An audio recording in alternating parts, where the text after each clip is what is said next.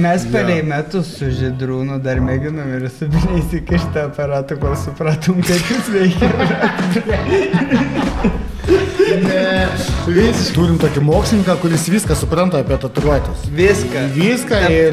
Tu, Tomuk, niekada nieko nežinai apie tatuiruotes, lyginant, kiek šitas mokslininkas žino. Tas mokslininkas, kuris rašė. Reikia būti legaliam ir čia nieko baisaus nėra jokio baubo tame, kaip ir minėjau, kad čia kaip tik yra atvirkščiai, čia tave saugo.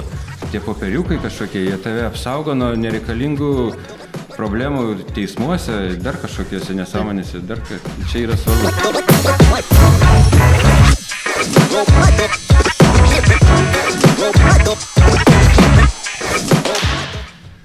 Pizė kaip. Gerai, tai sveiki. Šiandien filmuojam antrą, kur labiausiai skauda podcast'o dalį. Čia, gerai. Tai sveiki, šiandien filmuojam antrą, kur labiausiai skauda podcast'ą. Taigi, čia kolega Algimantas Žadutis. Antrą ir patį rimčiausią. Čia sezono viso. Šitų pats rimčiausias. Čia bus pats rimčiausias. Tai va, tai aš esu Žydrūnas. Mano kolega Žydrūnas Z Inklab. Ir šiandien pas mus svečiuose žmogus, kurio daug pristatyti nereikia. Vienas pirmųjų oficialių tatuiruočių meistrų Lietuvoje.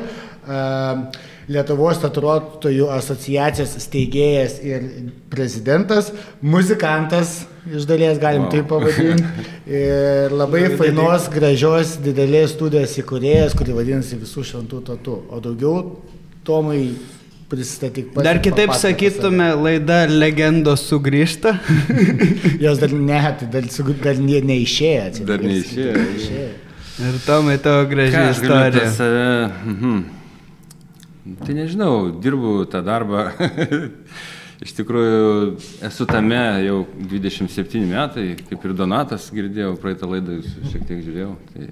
O Duonsi ištempė 7, oi, 27 Duonsi ištempė? Jo. 27 Duonsi irgi, wow. Tai kažkaip taip, ir tas kelias nueitas didelis. Nežinau, kažkaip labai sunku yra apie save kažką ir pasakoti. Maloniau, kai kažkas gerai atsiliepia apie mane iš šono. Tavo darbai apie tave papasakoja, aš tiesiog, jeigu tokį iš savo išmonės, Žydrūnas, kaip man apie tave papasakojo, tai vienu užtenka to, žinai, aš iš kito kontinento, biški man Klaipėda kitokių meistrų atnešė, bet Žydrūnas pasakė, kad that's the legit deal, tu jam daugiausiai atnešai tatuiruočių pasaulį. Tai mes turim su savim tiesiog mokytoją. Iš to seno laiko mokytoją. Ir tokių meistrų, kaip pridėjo ranką prie tokių meistrų kaip Monika Bu, tai irgi čia... Paplotina, Monika irgi ateis, gal gerų žodžių irgi paminės. Tai apie tai, koks tavo braižas, koks yra tavo stilius? Aš žinau, kad kai pradėjai nuo senų laikų, vienas pirmųjų meistrų, tai ten tų stilių negalėjai ten daug rinktis, įsidirbinėti, tiesiog turėjai daryti viską, nes tai buvo. Bet ar kažkiek gryninais? Link ko labiau? Iš pradžių, kaip ir visiems meistram, yra kažkokia svajonė, yra tikslas, tai buvo, aišku, realistika, kažkas tokio, bet gyvenimas darė savo vingi. Turėjau daryti tai, ką žmonės nori, tarkim taip. Ir tuo metu, kai aš pradėjau, tai žmonėm reikėdavo tokių tatuiruočių, kur nieko nereiškia. Tai realistika, jinai praktiškai reiškia viską. Tai jeigu yra kažkas pavaizduota, tai jau kažką reiškia. Tai o Panevėžy tuo tarpu būdavo, kad nieko nereikštų. Tai kas tada? Tribalai, ornamentai. Tai kažkiek tai metų... Vyrai, paplokim tribalą. Tribalas yra, čia yra istorija žmonijos, irgi surištas su tribalu, tai žodžiu, ir prasidėjo viskas nuo tribalo, ir tribalai. Paskui tai keitėsi kažkas jau. Mums teko dirbti kartu ir ne vienoje studijoje, ne vienoje vietoje. Ir aš atsimenu puikiai tavo požiūrį į klientus, tie, kurie atsineša savo kažkokį tai nuotrauką ir visą kitą, ir kaip tu su jais kalbėdavai. Man buvo iš šono labai įdomu stebėti ir ten toks momentas irgi yra, kai ateidavo klientai, atsinesdavo kažkokį projektą, kažką ten apsako, norėčiau taip, anaip, ir tu toks kažkaip viską kategoriškai nubraukdavai ir ant galo būdavo negi taip, kad fuck it, net nebedarydavai. Žinai, aš tik norėčiau pertraukti, ar jo laikais tiesiog nebūdavo tie projektai, tie fucking žurnalai. Jo, bet čia ne tais laikais, aš dabar kalbu, kai mes kartu dirbom. Jo, kai mes dabar kartu dirbom ir jo. Ir tai yra pastarėjai kokie 12 metų. Ne, mes pirmą kartą padirbom kartu prieš kokius 7 metus. Jo, gal 8 jau. 8 gal jau metai. Tai va, ir šitą aš mačiau Panevėžy. Ar tai buvo kažkoks lūžio taškas, kodėl išvažiavai į Vilnių, kad, pavyzdžiui, tas nesusikalbėjimas ir tų pačių nelaisvė tokia, gal mažesnių miestų, nežinau kaip įsireikšti. Aš būsiu tas boicas, kur mažiau supranta, tai pirmiausia, kiek laiko Panevėžy praleidai, kol apskritai padarai sprendimą čia atvažiuoti. O, čia koks toks tolimas, ilgas klausimas, okei. O, čia tiesiog tolima ilga istorija. Mes dabar norim supažindinti žiūrovus. Jeigu pradėtum pasakoti apie savo visą istoriją, mes turim belę kiek nahui parų. Neužtektų laiką. Mūsų tikslas yra supažindinti dabar mūsų žiūrovus su Tomu. Gal pradėkim nuo tavo pirmų klausimų, tai kaip yra su klientais. Tai kaip ir kiekvienas meistras svajoja daryti tai, ką nori. Tai tarkim, jeigu atėjo klientai ir tau rodo, kad tu visiškai ne iš tavo teritorijos tą tatuiruotę ir tu turi persiorientuoti ir padaryti, vis tiek tu turi atsakyti tą klausimą, jeigu tu apsiemi daryti, turi padaryti gerai, kokybiškai, geriausiai, ką sugebi. Tai tokiu atveju turi persiorientuoti, įeiti tą būseną, sukurti būtent tą kažkieno sugalvotą mintį. Tai čia yra labai svarbu galbūt kažkam tai, bet man yra svarbu, kada sutampa meistro ir kliento mintis. Kada iš vis geriausiai, kada klientas pasitikė ir sako, vat maždaug taip noriu, bet tu daryk, kaip tu galvoji. Čia mano varkės, bet aš jau daug metų nebeturiu klientų, klientai yra mano draugai ir ateina arba laikraščio skiautė, arba tiesiog kažkoks skečas ir žinok, aš susapnavau dalyką, bet daryk, ką tik nori. Bet toks klientas yra aukso granuolis, jisai pats geriausias, kai ateina, jisai pasako, ko nori, bet padaryk savai. Žydrūnai, bet čia bus labai svarbi tema, prie ko prieisim apskritai. Tai prieisim prie tos temos, aš jau daug metų nebedarau tatuiruočių taip, bet mes prieisim prie labai grubios temos ir turėsim tokį perliuką šiek tiek įdėti. Tai vienas paprastas dalykas, Tomai, tu mums šiek tiek užvesk apie tatuiruočių asociaciją, mes jau šiek tiek Apie tą asociaciją, žinau, gal norėčiau dar biškį, žinau. Dar norėtum palaikyti. Čia labai reikia palaikyti. Čia labai rimtas dalykas. Gerai. Nu tai žodžiu taip, tada tęsim tą temą apie klientus, apie visą kitą. Tai kaip ir minėjau, idealiausias klientas ir pats maloniausias ir pats geriausias ir pats yra tas, kuris leidžia tau daryti tai, ką tu nori, ką tu moki geriausiai, kas tau patinka. Tada automatiškai ir darbai gaunasi daug geresni, nes tu darai kaip savo, nes net nežinau kaip pasakyti keliais žodžiais, čia yra, geriausias variantas. O kada ateina ir, kaip ir minėjau, tau kažką pasakoja, ten kažkokia svajonė, galbūt vakar prie alaus bokalo sugalvota, galbūt kažkaip tai kitaip, tada aš jau jaučiu, kad tai nėra ta tema, kuri yra amžina. Nes tatu vis tiek reikia atkreipdėmėsi, kad tai yra amžina. Ką tu pasidarysi yra praktiškai amžina, nes nėra minčių coverį daryti, dar kažką persidaryti. Jeigu jau sugalvoji, tai tu turi gyvendinti ir tai su to gyventi turėti. Juk atėjęs klientas nebūna taip, kad ateina, atsineša savo ten bet kokią sugalvotą idėją, bet jau mintyse rezga planą, kaip reikės kada nors pasinaikinti ją, žinai, būna ir tokių, būna ir tokių. Tai kiek kainuoja naikinimas, kiek kainuoja tas. Aš sakau, jeigu šnekam nuo to galo iškart, kiek kainuoja naikinimas, tada net nesėdam prie derybų stalo, ar net nešnekam. Nes nėra apie ką tokiu atveju. Jeigu jau atėjai iki manęs, iki kažkokios studijos, pas kitą meistrą, nesvarbu. Jau apsisprendėte viskas, tada jau darom ir tada tu gausi, kas yra geriausia šiai dienai, geriausia technika, geriausia viską, kas yra geriausia. Nu, tai mes ant to ir einam, to stengiamės, kad tai būtų. O aš toks skirtingas nuo jūsų. Jo. Tai gerai. Ir šitai, kaip teko su tuo gyventi Panevėžy? Nes tikrai yra, aš čia niekiek nespjaunu ant jo, nes yra tikrai labai įdomių klientų, labai su gerom idėjom, viską, bet ta didesnė dalis yra vis tiek sudėtingesnių žmonių. Nebūtinai. Panevėžys, kaip pasakyti, Panevėžys, aš gyvenau Panevėžy, mano dvi dukrytės augo, aš norėjau būti kažkur tai šalia, aš visada galėjau važiuoti ir į Paryžių, ir į Vilnių, ir į Londoną, ir dar kažkur tai. Bet ne tame esmė, iš tikrųjų esmė yra, šeimos dalis kažkokia, tai mano vaikai, tai čia yra man tas svarbiausia, vaikai užauga, aš laisvas viskas, nuo tos dienos, praktiškai jau kaip vaikai buvo jau pilnamečiai, Adelė išvažiavo, Urtė dar šiek tiek jaunesnė, tai dar buvo nespėjus išvažiuoti, dabar jau išvažiavo. Man teko su ją susipažinti daugiau. Tai žodžiu, ir viskas, aš jau laisvą koją galiu važiuoti kur noriu. O kas liečia Vilnių, tai mano sena svajonė buvo atvažiuoti į Vilnių. Aš esu dirbęs iš tikrųjų ugnies kaukė į Vilniuje, čia labai senai su Ramu teko kartu dirbti. Čia tokie paskui išvažiavau į Paryžių, paskui grįžau vėl atgal į Panevėžį, nes supratau, kad aš galiu būti telefoninis tėtis, kur per telefoną šneka, ir galiu būti, kur iš tikrųjų realus yra, čia ant žemės, čia vietoj.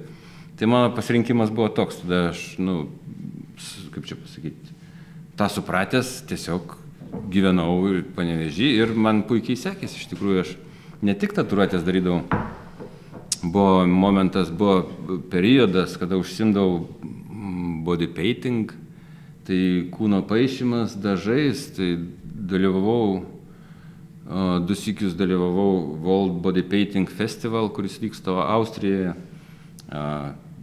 apvažiavau nežinau kiek klubų, kiek visokių renginių per Lietuvą, čia aš atsimenu, nebūdavo laisvo savaitgalio, tai ten nebūdavo laiko net tatų daryti, aš tiek buvau įsivažiavęs su to savo body paintingu, bet kadangi tai tokia meno rūšis, kuri, kaip pasakyti, nėra populiarinama, nėra, vis tiek paišoma nuogo kūno, tai jau vėl kažkokie kultai, kultai, kažkam nepatinka, kažkas čia galbūt minčių kitokių turi visai, o mano visai kita idėja. Idėja tame, kad kaip ir tatų, piešinio pritaikymas žmogui, ant žmogaus kūno, tai reiškia, drobė yra ne kažkoks paveikslas, o žmogus. Tai tokia idėja ir yra, kad suvokti tą apimti žmogaus visą kitą. Tomai, atsiprašau, kad pertrauksiu, tu labai daug išminties tiesiog turi apie paišymą. Ar tu paišai savo laisvalaikiu, ar kuri piešinius, tiesiog kas nėra tatuiruotės? Nes tu man atrodo apskritai kaip skulptorius. Dabar šiuo metu ne. Dabar, jeigu šiandien dienai, tai aš iš vis tiek turiu užsiėmimų, kad aš net neturiu laiko piešti. O truputį ir gali apie savo laisvalaikį. Esi keliautojas, pavyzdžiui, mūsų praeitas svečias tiek keliauja, tiek siuntė man visokių nuotraukų per tą kelionę, kada jis grįžo iki Anglijos. What the fuck? Turi kažkokių hobių tokių, kas tave ramina, ar kas iš vis yra susiję netgi su tatuiruotėm? Ramina galbūt, atostogos kiekvieną žmogų šiek tiek nuramina. Turiu tokį norą, polinkį keliauti, bet aš nesu iš tų keliautojų, kur ten apkeliauja visą pasaulį, dar kažką, aš dar turiu, rezervę, dar turiu ką pamatyti. Tavo kelionės apskritai yra labai tokias fainas ir ilgas, nes esi pats susikonstravęs šitą autobusiuką, įsirengęs ir lovą, tokį kaip kemperiuką pasidarė. Ir jūs su žmona ir šūniu, žodžiu, keliaujat su kemperiuku, ten daug kilometrų važinėt. Tavo tokias kelionės patinka. Man tas labai patinka, nes... Nes jis jau 2 dukras paleidęs, jis gali įvažinti bet kur. Su kemperiuku tu važiuoji, tu nepriklausomas, jis tas... pojūtis, kad tau nereikia ten prisiderinti prie kažkokio viešbučio, kažkur ten būti įsipareigojus kažkam. Ne, atsisėdi, važiuoji kur nori, nuvažiuoji ten, kur reikia, pamatai, ką nori. čia tas, nu, mano galva, tai pats įdomiausias ir yra keliavimo būdas su mašina kažkur. Tu pakliūni ne kaip turistas, o kaip kažkoks, nu, ne visai turistas. Toks, nu, žodžiu, pamatai tai, ką reikia pamatyti, nu, kaip, nežinau, kaip dabar taip paprašiau pasakyti. Aš tik nesenų laikų supratau tai, nes gavau tokiam šou padalyvauti ir susiradau draugą, kuris gyvena kemperį jau žiauriai ilgai. Ir jis paralimpinis atletas ir jis keliauja po visą pasaulį su kemperiu. Blet, aš tam kemperį geriau negu namuose jaučiausi. Ir mes turim irgi bendrą draugą, tokį Kęstutį, tai jis apskritai gyvena kemperį. Norvegijoje. Nežinau, kiek metų. Jau kiek metų ir jis Norvegijoje dirba, vairuoja sunkvežimį ir gyvena kemperį. Tiesiog bičas ir jam niek. Ir jis grįžta į Lietuvą su to kemperiu. Čia buvo. O vyrai vis tiek žino Jackassus, ne? Tai turim Steve-O. Visi žinom Steve-O? Ja. Tai Steve-Augi padarė savo šitą dalyką, jisai pradėjo tatuškės daryti, bet jau gan ilgas laikas, labai kemperyje, jo. Tai ir kai savo tos podcastus veda, jis ir Post Malone'ui darė tatuškę, Post Malone'as jam čia Bibi padarė, su čia kiaušiai nutysė, o čia Bibis, ir čia dar spermos 2 lašiukai, nu vaikiškai, nu, jisai pasidarė studiją savo kempę tiesiog. Bet tai yra tokį sprendimą, esu sutikęs kelyje, keliavom po Ispaniją, sutikau tokią studiją, kur ant ratų iš tikrųjų vienas žmogus dirba, pasidaręs, nu, kemperį, tatų studiją, bet mes 2011 metais su Giedrium važiavome į Daniją, į Kopenhagą, į tatų konvenciją. Ten kaip tik ir Tomą buvom sutikę, ir Edį, ir Toliką. Tuo tarpu Giedrius buvo tokį kemperiuką pasidaręs, kur ten įsirengėm tatuiruočių studiją.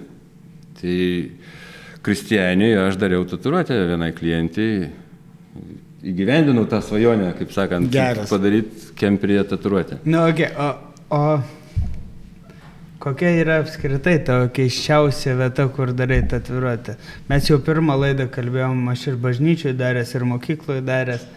Apie lokaciją. Kur teko lokacijoje tau daryti įdomiausia? Aš sakau, paskutiniausia savo įdomiausia pasidariau kalnuose, Zakupanės aukščiausiai viršukalniai. Slovakijos ir Zakupanės kur, blėt, per grandinės lipom tiesiog. Ir aš žiūrėjau, pasiėmiau visus aparačiuką, tokį mažą savo. Pasiėmiau ir žiūrėjau į viršukalnį ir tiesiog atkopijau, ką mačiau. Nu, aš tokių kažkokių ekstremalių situacijų negaliu pasigirti, nes aš visada orientuojuosi į higieną, į tą kultūrą pačią ir išliekamąją vertę ir visą kitą. Ir aš vis tiek stengiuosi, kad tai būtų, nu, kuo daugiau sterilu, kuo daugiau ant žemės, ne kažkur kosmose, nes vis tiek reikia ir susikaupti. Pats savo faktas gali daryti belie kur. Gali užlipti tą svajonių kalną ir pasidaryti ten tatuiruotę, faktas. Bet... Įdomu, ar tai atėjo nuo tavo pradžios, kadangi kai tu pradėjai, apskritai nieko nebuvo, jokio mokslo, jokio supratimo ir aš jaučiu, tu pats perėjai žiauriai daug netvarkos, kol suradai tą tvarką. Žinoma, kad pati pradžia iš vis nebuvo jokios informacijos, tatų buvo tabų, ten apie tatų galėdavai pasišnekėti turbūt tik tai su žmonėm iš įkalinimo įstaigų. Iš Krasnuchos dar, Krasnuchą žinodavau. Bet šiaip tai nebūdavo. Tai visa informacija ateidavo iš žurnalų, nes nei interneto nebūdavo nieko, nei tų Pinterestų. Ir tų legendinių žurnalų, kur minėjau, tą, ką gaudom, visi amerikietiški dalykai, europiečiai. Taip, bet aš tada jau esu nekartą pasakojęs, atsivėrė sienos, ten mes pakliuvom į tą Šengeno Respublikų tą masę. Šengeną.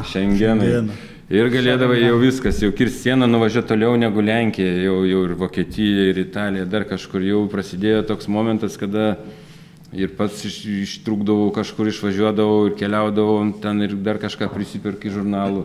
Kai jau pats nevažiuoju, kokį pusę metų, tada žinau tiksliai, kad kažkas važiuos ir užsakau, kad man parvežtų. Ir tipo, o žurnalų daug ten visokių, tai kur ieškoti? Tai yra kioskai, yra žurnalų ten visokiausių, mezgimai, dar kažkas, mados dar. Ir yra motociklai ir parnucha. Ir tarp jų visada būdavo tatų, visokių žurnalų. Jo. Ir ten nurodau jau, kas važiuoja, iš ten visus, kiek sakau, rasi. Vieną pornukos ne, man to nereikia. Man tik tai, kur bus parašyta tatų, tik tos man žurnalus visus. Kiek rasi, visus skirtingus parvežti. Aš turiu, dar dabar turiu tų kolekcijų, aš nežinau.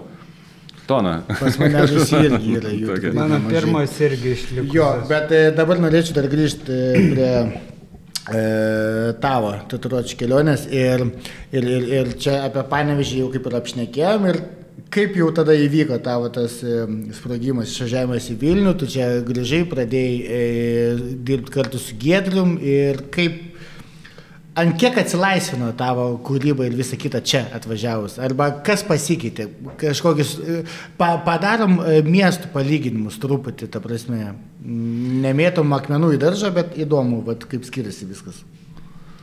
Žinok, kaip čia pasakyti, tas pirmas išvažiavimas buvo galbūt toks, net Giedrius man išvažiuodamas, kaip jis išvažiuoja kiekvienais metais, kažkur keliauja, pusę metų Lietuvoje, pusę kažkur. Tai ir man paliko Angį padaboti, Angės studiją. Ir tada aš ten, kaip atvažiavau į Vilnių, palikau Panevėžį, atvažiavau į Vilnių, turėjau čia būti, čia dirbti. Ir nežinau, man patinka Vilnius savo vaibu, savo žmonėmis, savo... kaip nori taip daryk, vis tiek yra Vilnius, Panevėžys yra Panevėžys, negaliu nuvertinti kažkaip tai kažką. Šiandien dienai labai daug klientų turiu iš Panevėžio. Pas mane atvažiuoja į Vilnių, aš grįžtu kiekvieną mėnesį padirbėti į Panevėžį. Tai čia viskas yra gerai su jais. Tiesiog galbūt jie atsisloksniuoja, nes tai Panevėžys turėjo savo tokį šešėlį, tokį huliganų laikai buvo bandyti ar dar kažko. Tai buvo, bet tai praėjo ir liko normalų žmonės. Bet ar tai nebuvo visoje Lietuvoje iš tikrųjų? Visoje Lietuvoje buvo, bet buvo labai aktyvu Panevėžy, galbūt visuose miestuose buvo kažkas, bet Panevėžy būdavo bardakas, užtat ir buvo bespredėlas, toks žodis yra. Jo, ir man labai labai keista yra, pavyzdžiui, tarkim, Šiauliai ir Panevėžys, skiria ten 80 kilų, bet, ta prasme, Šiauliai, jeigu, tarkim, tas pats Rokadzė, pas jį yra unikalūs piešiniai, jis ten savo meną piešia, daro ir turi savo klientą, blemba, bet tu Panevėžį pradėk tokį kaip Rokas, tarkim, tokį Roką atsiųsk į Panevėžį, nieks nesidarys. Ta prasme, ten iš 101 žmogus, žinai, tu toks ir atrodo labai skiriasi dalykai, žinai, toks negali ten turėti savo, nori turėti savo stilių, tai ten neišgyvensi. Jeigu įmesiu vieną akmenį į Panevėžį, tai nėra aukštosios mokyklos, nėra inteligentijos, nėra tokio dalyko, užtat ir nėra progreso tame. Jau tam kelis akmenius metai. Čia švietimo ministerija. Taip, buvo KTU, Kauno universitetas buvo, tą uždarė, supranti, nepritraukė Panevėžys jaunimo. Dabar šiandien dienai aš nežinau kaip yra, bet tos kokį 10-15 metų iš tikrųjų nėra nei aukštosios, nei dar kažkur, kad sutrauktų kažkokį kitokį jaunimą, ne į profkę, dar kažkur, o į aukštąjį, kad vis tiek kits lygis yra, nežinau, kaip vartykis kaip nori, yra skirtumas. Jo, tai aišku yra. O dabar, Angi, kiek laiko pradirbai ir kaip atėjo tai, kad aš jau esu pasiruošęs atsidaryti savo studiją? Angi pradirbau kokius 3 metus, turbūt. Ir atėjo tas momentas, kad atėjo laikas man pradėti gyvendinti savo projektą ir svajonę. Tai taip ir atėjo. Kiek senai turėjote tą svajonę? Senai, aš jau nežinau, aš iš tikrųjų, kai pradėjau daryti tatų, tai tais laikais aš jau kažkaip galvojau, bet gyvenimas, sakau, daro savo pozicijas, ta prasme, pakreipimus, pakreipia kažkur kitaip. Bet mano svajonė buvo sena, jau ten tik tai, kuo toliau to... kaip čia pasakyti, kuo ilgesnis tarpas jos įgyvendinimo, to paskui tokia biškė atšala. Tokie paskui galvoju, jeigu neįvyko per kažkiek tai laiko, gal iš tikrųjų nebeturi įvykti, bet aš netoks. Jeigu aš sugalvoju, aš padarysiu. Tai paėmiau ir padariau. Taip, ir paėmiau ir padariau, ir labai gerai. Ir labai džiaugiuosi, iš tikrųjų dabar turiu, negaliu sakyti turiu, yra tokia studija Visų šventų tatų. Ten yra tokia komanda. Pasakykit Instagram'e, mes uždėsim tagą studijos Visų šventų tatų. Ten yra meistrų komanda, kuri turi kiekvienas savo stilių. Tai labai svarbu yra, kad kiekvienas gali kažką nupiešti pagal save. Tai mano tokia idėja ir svajonė yra suburti komandą meistrų, menininkų, kad mes galėtumėm dalintis idėjomis, galėtumėm atlikti bet kokį darbą, kokį tik ateina iš gatvės žmogus. Ar tai stil tavo svajonė, ar tu tą svajonę padarėjau? Principė padariau. Nes aš taip irgi norėčiau sakyti. Bet tai nėra galutinis taškas, kad... Būtų lieva, jeigu būtų galutinis taškas, to bus mirtis. Jo, bet supranti, tada tokiu atveju toks yra momentas, kad vis tiek kažkas keičiasi, kažkas ateina, kažkas išeina.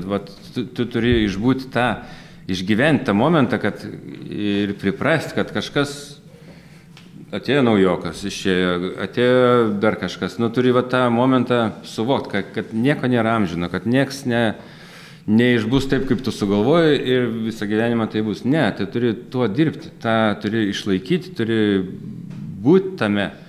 Nes jeigu tu tik sukursi ir padėsi ir sakysi, davai, tai taip ir bus toks, davai. Lemba, Tomas, kai šneka, aš jaučiuosi, kai žinai, kokie 16-metė pana įsimylėjo savo mokytoją, aš sėdžiu, žiūriu, žinai, aš nieko galiu nedaryti, tiesiog sėdėjau ir klausyti viskas, man nieko daugiau nereikia. Jo, tai. Ačiū, geras. Tai tiesiog kalbėk. Užduokit klausimų. Taip, puikiai komanda, padirbėjom, kiek čia padirbėjom ir Vilniui kartu apie mėnesiuką, tai žinai, bet kiek aš ten, gal 3 dienas, 4 sene padirbėjau. Tai tu taip atvažiuodavai padirbėti, atsimeni, filmuoti kažką? Jo, tai visą šitą virtuvę jūsų matau ir labai faina, labai gera komanda. Jo, Tai va, bet čia dar ne viskas, dar dalyvauja daug, irgi čia labai įdomus momentas, labai daugiausiai iš visos Lietuvos studijų dalyvaujat visokiose akcijose, atrakcijose, renginiuose visokiuose, viską.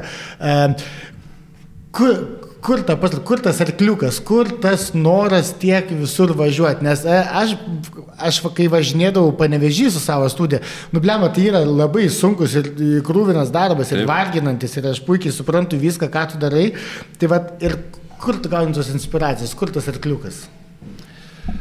Tai pradėkime nuo to, kad taip, šįmet praeitus metus, 24 metus, mes sudalyvavom 14 renginių. Iš jų yra kažkokie, tarkim, 8 patys padarėm ir kiek ten liko? Dar 6 liko sudalyvavom. Iš jų 3 Litexpo, ten Kaune, Žalgirio arena. Čia per visus įdomesnės vietas sudalyvavom. Tai toksai momentas yra, kad mes skleidžiam tą meno rūšį, populiarinam ir einam į žmogų. Nesėdime, nelaukiame, kol kažkas pas mane ateis, ten paprašys, gal tu gali padaryti tatų. Ne. Mano idėja biškai kitokia yra, mes einam į žmogų, mes dalyvaujam, mes rodom, kad mes egzistuojam, kad mes darom tvarkingai, švariai, kad čia nėra kažkoksai undergroundas, tarkim, kad čia kažkokios paslaptys vyksta, dar kažkas. Ne, yra viskas ant delno. Tai ir labai tai papašė visokius renginius, nes tai yra interaction, tai tu ne tik, kad sudalyvauji renginį, bet tu dar gauni kažkokią emociją, netgi tatų, visam gyvenimui tu gali pasidaryti tatų, būtent tam renginį, būtent savo svajonę išpildyti, būtent čia ir dabar. Tai kas atsitinka, netgi 2 naujus metus sutikinėjom Lukiškių kalėjime, tai labai skamba įdomiai Lukiškių kalėjime. Irgi darėm tatuiruotės praeitus naujus metus ir šios naujus metus, tai tokia idėja ir yra, kad mes eisime tuo keliu, kad mes eisime į žmogų ir rodysime, kad mes esam atviri, kad mes esam tiesiog meistrai, kurie nesislapsto, kažkur užsislėpia, bijo kažko, ne, to nebus. Apie tos besislapstančius meistrus bus įdomu dar pakalbėti, mes turėsim šitą diskusiją. Ne, taip, turit mane tiesiog. Prieisim ir iki tavęs. Prieisim ir iki tavęs, žinok, Aš labai toli apskritai nuo meistro esu. Bet tu gyveni mene. Aš gyvenu jūsų pasaulį. Tu gyveni mene, tu pieši, tavo piešiniai yra neįtikėtini. Jeigu kažkada mesiu mokyti vaikus, gal aš kažkada tapsiu dviračių meistras. Tu ir esi tik dabar toks biški... BBDS, gal taip. Aš save atviruoju. Kalbėjai apie, kad nesislapstų, žinai, ten pasirodot, kad viskas švaru. Aš skaičiau keletą tokių straipsnių, mes visi skaitėm, kuriem rūpi, kuriem įdomu ir turim čia tokį mokslininką, kuris viską supranta apie tatuiruotes. Viską ir išsakė, parašė juodą ant balto, visą Lietuvą skaitė. Tu Tomuk niekada nieko nežinai apie tatuiruotes, lyginant, kiek šitas mokslininkas žino. Tas mokslininkas, kuris rašė. Jo, ir aš dabar norėčiau paskaityti keletą teiginių, kur čia te mano... Žiūrėkite, galiu aš pertrauksiu. Taip. Norėčiau, kad į tą temą įeitumėm biški kitų kampų. O kodėl tau neįeisi tą temą? Aš įeisiu į tą temą biški kitų kampų, dėl ko taip yra. Galbūt pakalbėtumės turėtumėm apie tai, kas yra žmonėms žinoma apie tatuiruotes. Ką jie žino? Tai tarkim, jeigu mes skaitom tokius straipsnius, kokius rašo kažkas... Žmonės turi mūsų klientus. Ar apskritai visus mus? Apskritai žmonės. Nes kuriem trūksta informacijos, jie galėtų būti mūsų klientai, bet jie turi informacijos trūkumą ir jie nėra mūsų klientai. Aš tiesiog galvoju, kad kiekvienas taip skirtingai žino. Pista. Tai žiūrėkit, dabar pradėkim nuo kitos pusės. Tai aš siūlyčiau pereiti iš pradžių per asociaciją ir tada daitumėm iki straipsnių dėl ko, kaip kas. Gerai, tai... Galim prieiti prie asociacijos, aš truputį supažindinsiu iš savo perspektyvos, daugiau Tomas jau papasakos mums. Tai 17 metais įsikūrė asociacija, ne? Taip. Čia tada, kada norėjo mus priskirti prie gydytojų, teisingai? Ne, pletkai prasidėjo. Kad kažkas nori mus priskirti prie gydytojų ir... Kadangi mylim savo profesiją, Tomas, aišku, pirmas ėmėsi iniciatyvos, padarė Lietuvos tatuiruotojų asociaciją. Su Giedrium dviese. Įsteigė Lietuvos tatuiruotojų asociaciją, buvo pirmieji keli nariai, kurių ten tas įstatinis kapitalas, kaip čia pavadinti, buvo skirtas kažkiem tai teisininkam apmokėti sąskaitom, nes reikėjo aiškintis ir dirbti su to, kad apginti, mūsų teisės kažkokias. Konsultacijų reikėjo. Po to sekantis žingsnis buvo gan didelis COVID laikotarpiu, kada irgi išsikovojo teisę dirbti, kada jau buvo absurdiški reikalavimai, o dirbti iš tikrųjų buvo galima ir jūs tai iškovojat. Teisingai? Ir ta veikla, kad ir nėra, jinai kiekvieną dieną kažkur tai rodoma ar kažkokia kitokia, ko ir nereikia, nes čia yra toks tiltas, jungiantis mus su tarp meistrų ir instancijų, tai asociacija toks tiltas, kuris padėtų gyvuoti ir visiems susitarti taikiai kažkaip, ne? Tai jo, tokia pradžia ir buvo, kad prasidėjo pletkai, kad visiems tatų meistram reikės medicinį išsilavinimą. Ir tą pletką paleido žmonės visai nesusiję su tatuiruotėm. Ir žodžiu, ir tada atsitiko taip, kad vieni šneka vieną, tas pasakė tą, pletko kažkas čia papletkino tą, na. O mūsų idėja tokia buvo, kad vis tik reiktų žinoti teisybę, kas yra iš tikrųjų, ko reikia, ko nereikia. Ir žodžiu, o kad tą sužinoti, tai tarkim reikia parašyti laišką valdžios instancijom, kad mums paaiškintų, ar reikės mums būti medicinos išsilavinimą tą turėti, ar nereikės. Tai mes taip ir padarėm, parašėm laiškus į savivaldybės, į visokius, kur ten reikia. Ir mums išaiškino, kad mums nereikės būti daktarais. Iš tikrųjų būtų Net 4 metų mokslo. Galėtume viens kitą vadinti daktaru. Lama, aš ir juokauju, žinai. Tavuk, ar būtų juokinga, ar būtų žiauriai nahui kieta, įsivaizduokit, dar davai daktarais būtų. Tu įsivaizduok, kai būtų kieta, kada ateina pas tavę klientas, ten pasidaryti kažkokią mažą širdelę ir tu tiesiog išrašai savaitę biletenį. Taip, tu su halatu baltu vaikštai čia su tuo, kaip jis vadinasi, kur paklausyti širdį, žinai.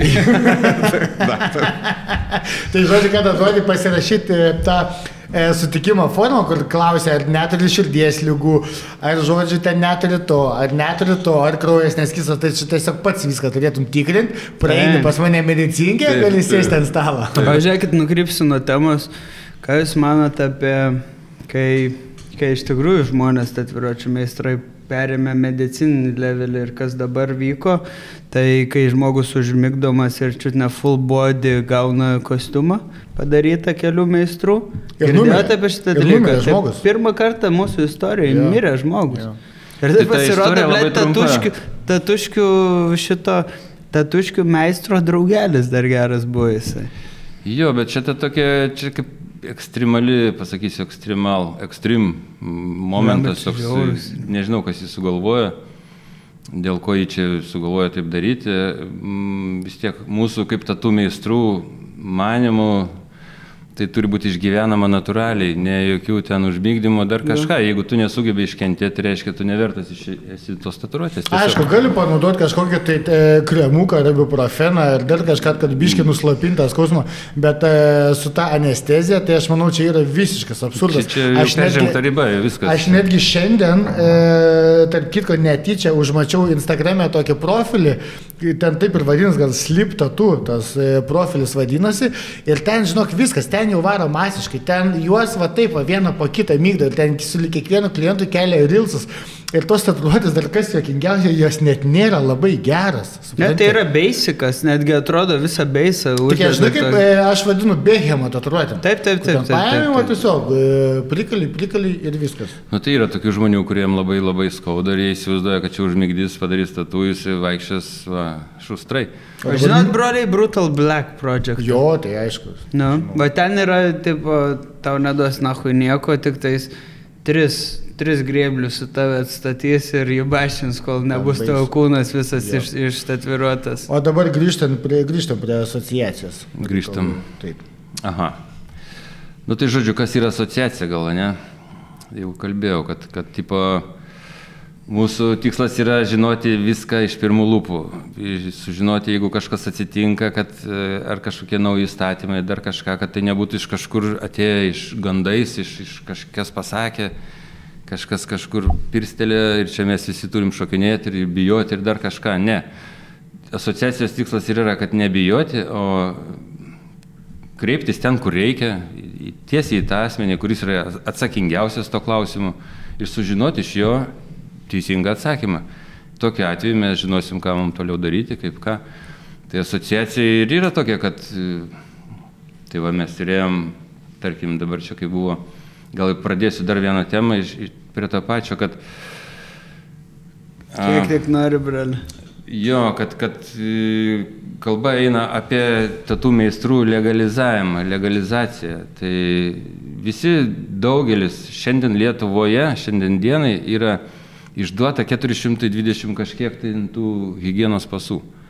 Jeigu tiek meistrų iš tikrųjų darytų tatuiruotės, tai mes tiesiog būtume po metus laiko į priekį užsirašę. Jeigu tik tie legal, jeigu iš tikrųjų būtų tiek meistrų. Tai žodžiu, yra tiek išduota higienos pasų, tai reiškia yra tiek ir tiek tų meistrų galinčių daryti. Tai ką mes padarėm? Mes nuvažiavom šį rudenį su Giedrium tiesiai į VMC, išsiaiškinti, ką galėtumėme padaryti, kad tai legalizuoti, kad tai būtų legalu ir kad tai nebūtų kažkokie pletkų lygis. Baisiausias momentas, kada mes skaitome žurnaluose ar laikraščiuose atsiliepimus arba straipsnius apie tatų, kurios rašo kažkas, tai neaišku kas, neaišku iš kur kažkokia informacija gaunama. Yra tik vienas aiškus, tai mūsų tas daktaras, kuris mokslininkas. Tai va tokie žmonės, nu tarkim, jie iš kažkokių gandų irgi prisiklauso kažkokių nebūtų istorijų, paskui jas aprašo ir tarkim, jeigu taip kalbant apie tos straipsnius, tai tarkim, jeigu aš neturėčiau nei vienos tatuiruotės ir aš paskaityčiau tą straipsnį vieną ar kitą, kur dabar buvo išėję, aš tikrai nesidaryčiau tatuiruočių, nes ten yra paktgali ir tau padarys dažais mašinų dažais. Tatuiruotės padarys, tai toks, kai paskaitai tokią nesąmonę, tai žodžiu, galvoju, tai reikia kažką daryti, nes negali taip tęstis, negali mums kišti pagalius į ratus kažkokie, tai pletkai, gandai ar dar kažką. Tai vat tikslas ir yra, kad užkirsta kelią, tiesiog švies žmonės, kad tai nėra kažkas. Jo, bet žinai, kas liūdna, kad kaip sakai, negali iš kažkur ištraukia kažkokią informaciją ir rašyti viešai, prisidengdami daktarais ar mokslininkais.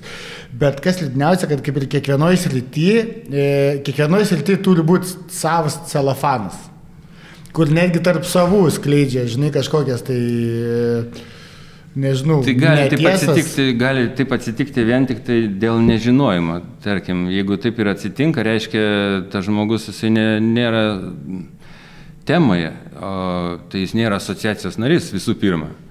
Tai reiškia, jis nežino visos istorijos, prieš istorijos, dėl ko taip atsitikė, net niekas neatsitiko iš tikrųjų, viskas yra gerai.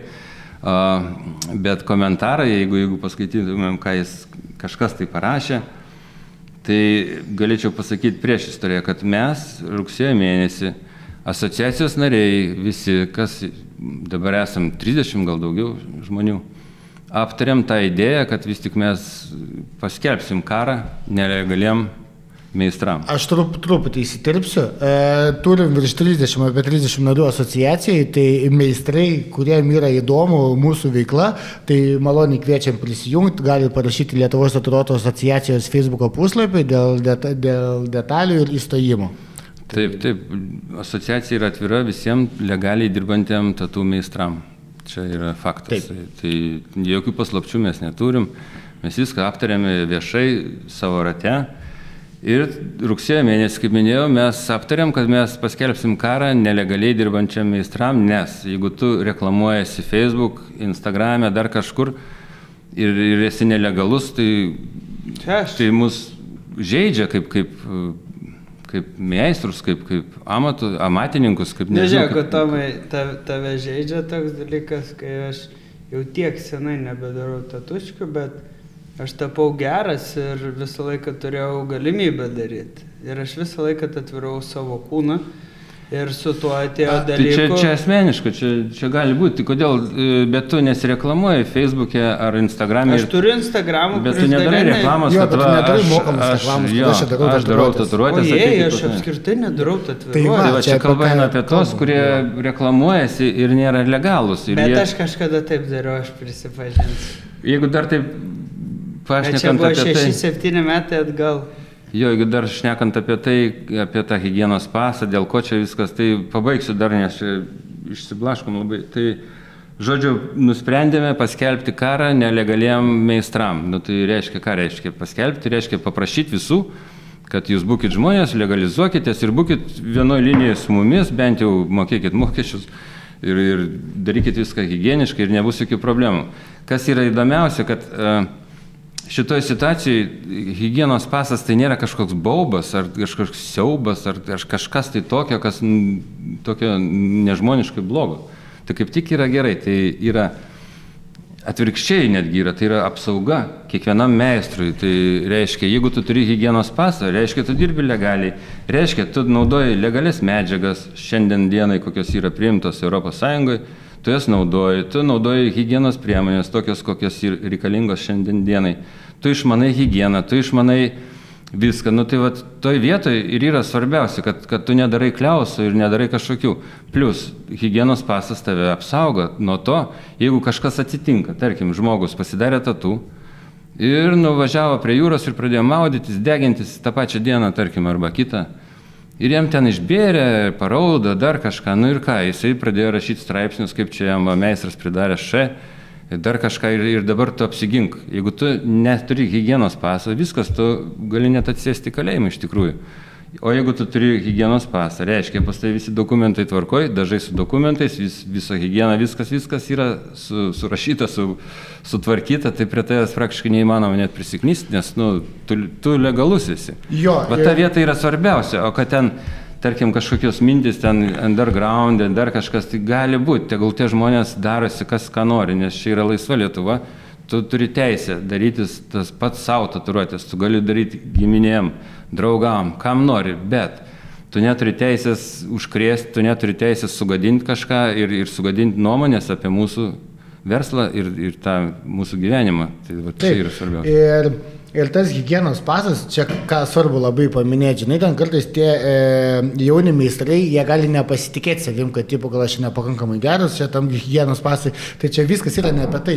Viskas yra apie tai, nesvarbu, kokiam lygiai tu tatuiruoji, geram, blogam, dar kažką, bet tas higienos paso išsiėmimas jau tau duoda suprasti tai, kad tu, jeigu jau praėjai tą visą patikrą, ne, kad tavo spintelės buvo patikrintos, kad tavo dažai buvo patikrinti, tavo sertifikatai dezinfekciniai buvo patikrinti, vadinasi, ne, tu jau kažkokias tai bent jau minimalės atitinkamas higienos. Tai patikrinė, tu pažinai, ant kiek pas jo, ir supranti, ir tada vadinasi, tu jau kažkokias žinias tai turi, ne? Ir ta prasme, tu su to higienos pasu, tu gali tą pačią dieną išeiti iš studijos, gali eiti pas save balkonę daryti tatuiruotės, ne? Bet tu jau suvokdamas, ko tavęs reikalauja ir ką tau reikėjo praeiti, kad gautum tą higienos pasą, tu jau ir namie visai kitaip elgiesi, žinai. Taip, nes atsakomybė kita visai. Nes atsakomybė, nes tu žinai, kad tas reikalavimas jisai nebuvo iš oro, žinai.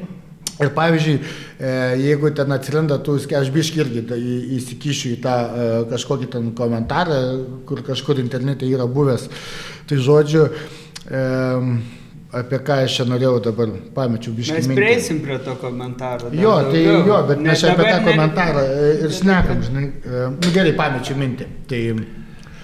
Visi čia pametė. Žiūrėkit, jūsų karas, jūs kariaukit. Ne, mes nekariaujame. Čia mano dalykas, aš iškrantu. Čia jokia kara nėra. Čia jokia kara nėra. Kaip Tamukas pasakė, asociacija norėjo paskelbti karą. Skamba ir paskelbė, ir mes tą padarėme, ir nuvykome į VMC pasišnekėti, kokios galimybės, kaip mes galėtumėme padaryti taip, kad daugiau tokie straipsniai neišeitų, kurie netitinka tikrovės, kurie yra pletkų lygyje ir kur yra paskelbta per visą Lietuvą. Pirma, Tamuk, prie šitą ir turim sugrįžti. Buvo paskelbtas dalykas, kuris ištaškė viską ir kuris pirminis sukelia tą plonytę raudoną liniją, žinai, uždegė, knatą. Tai va, aš atsimenu, ką norėjau pasakyti. Tai asociacija, ne? Ir iš tų pačių interneto platybių komentarų, kai sako, kad tipo, jūs čia nieko nepadarėte, jūs čia tik tais ieškot savo kažkokios ten šiltesnės vietos. Ne, žinai, tie darbai neturi būti apčiuopiami ir ten nuskinami, žinai. Ten tas ilgas procesas nuo tų 17 metų, kur yra prasidėjęs tas procesas, jisai padaro tą tiltą tarp meistrų ir instancijų, kad kartais, jeigu ten sugalvos kažkas naują, kažkokį įstatymą išleisti ar griežtinimą, ar palengvinimą, ne, tai jie jau žinos, kad yra meistrus atstovaujantį asociaciją ir jau bus galima gal jų pasiklausti. Ar kaip manot, kaip nemanot, ar čia... Toks tikslas ir yra, iš tikrųjų, kad į mus kreiptųsi, kad negalvotų apie mus, kad mes čia kažkokie nedakišti ar dar kažkokie, tai kad su mumis nereikia skaityti, su mumis reikia skaityti, su mūsų reikia net paklausti, pasitarti. Ir toks tikslas ir buvo mūsų vizito ten, kad mes esam, kad mes gyvi, mes viską matom, mes viską žiūrim, mes viską kontroliuojam, kiek galime ir norime, kad ateityje, jeigu kažkokie pasikeitimai atsitinka, kad būtų pasiderinta su mumis, kad nebūtų taip, kad tarkim, atėjo higienos patikrinimas, čia tas pasas, tai dar, jeigu dar grįžtant prie to, kad mus tikrina kiekvienais metais, plus mes turim pasitikrinti sveikatą patys, mes turim prisižiūrėti, mes turim žinoti, kad bet kada mus gali patikrinti, va čia yra labai svarbus momentas, kad tu net leisi vadelių ten, turiu pasą ir viso gero, tipo, darau toliau, ką noriu, ne. Tai tu galų galę tu turėsi adresą, kurioje vietoj tu dirbi, kad jeigu kažkas atsitinka, kad tave galėtumėm apginti, kad tu turi visus popierius, va čia yra ir esmė ir yra. Bet asociacija, aišku, gina tik tai asociacijos narius ir jeigu 33 iš visų? Šiandien dienai taip, bet tai čia ne tame esmė iš tikrųjų. Biški ne taip, Tomas karas. Čia biški ne taip. Asociacija gina visus tatuiruočių meistrus Lietuvoje gina, nes per asociaciją eina kažkokia informacija ir asociacija teikia informaciją viešai Facebook puslapyje, bet tie 33 žmonės esantis asociacijoje, jie kartu gali taip, jie dalyvauja sprendimuose dalykus. Mes ten susitarėm susitikimą, atėjo 5 aukščiausi pareigūnai su visų vadovų ir tema tokia ir buvo, kaip padaryti, kad kuo mažiau būtų nelegalių meistrų, kad kaip čia toliau mums gyventi ir kaip čia daryti, kaip ir sakiau, kad nebūtų straipsnių kažkokių nesąmoningo dar kažką. Tai mums pasiūlymas ir kažkokio konkretaus tokio kažkokio tokio pasiūlymo, kad iš tikrųjų viską pataisytų nebuvo, tiesiog mes pasišnekėjom, bet priėjom išvados, kad nori, nenori, mes turime pradėti viešinti nelegaliai dirbančius meistrus. Tai, o viešinti, tai tarkim, kaip čia taip grubiai skamba, tai viešinimas yra paprastesnis. Tai yra dabar šiandien dienai, yra tokie puslapiai, kur tu gali įvesti vardą, pavardę žmogaus, pas kurį tu norėtum pasidaryti tatų ir tu matysi, ar jisai legaliai dirba ar ne. Tai čia toks vienas iš sprendimų, ką galime mes padaryti šiandien dienai. Kitų variantų kaip ir nėra. Tai mes tą momentą ir naudosime ir jau paskelbėme, kad jau galime pasitikrinti, jeigu kažkam įdomu. Man įdomu, dar patikrinam mane. Aš nedarau tatuškių, galim patikrinti? Jo, po to galėsim patikrinti, galėsim pabaigti. Yra, supranti, dabar vėl ir aš numečiau. Galima pasitikrinti, žodžiu. Jo, dabar šiandien dieną jau viską tu gali pasitikrinti internete ir viską susižinoti. Kitų kelių nėra ir kitų mes net nebeieškom.